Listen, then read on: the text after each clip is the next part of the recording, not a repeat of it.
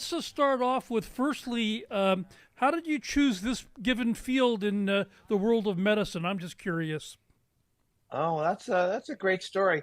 So my dad used to make all the display windows at Macy's, all those mechanical figures. So I grew up in the basement was always Christmas. And I got really interested in human motion and how things worked. And that took me to MIT and that took me into mechanical engineering. Wow. And I started working with hip and knee replacements back when I was in college and just really fell in love with that, and being able to help patients got me into medicine. And here I am now doing joint replacements and being able to help people get back to things that they love, and golfing's one of them. I was reading this, and correct me if I'm wrong, but it's kind of interesting because we've known a lot of people who have either had knee replacements, hip replacements, especially golfers, tennis players, even professional athletes. And it's, look at some people are just naturally blessed by God, and they could heal so quickly. I mean, you look at some of these professional athletes, it's incredible.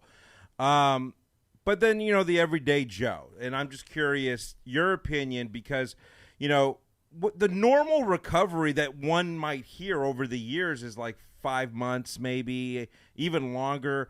What's the recovery time these days? So if you do a hip or knee replacement the normal way, it takes 4 to 6 months.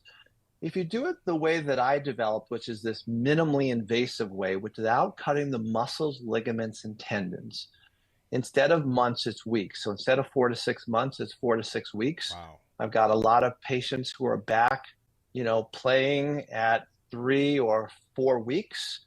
I had one person not too long ago who was back, played 18 at 2 weeks, shot the best in his whole life. And I'm like, well, how's that possible? He's like, well, I didn't hit the ball as hard, so I kept it in the fairway.